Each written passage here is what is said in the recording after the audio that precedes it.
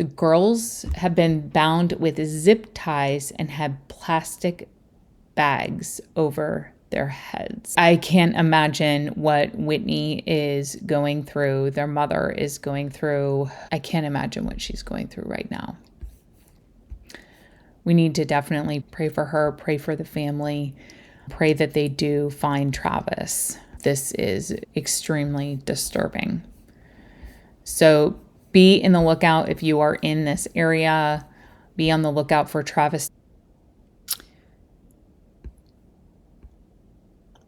Okay, so let's do this so I can do a proper update. Travis Decker update regarding the murder of his 3 daughters.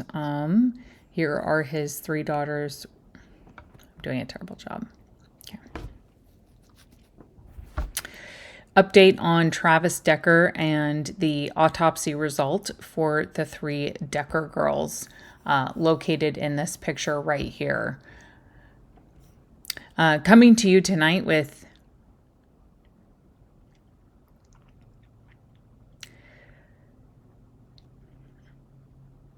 let's talk about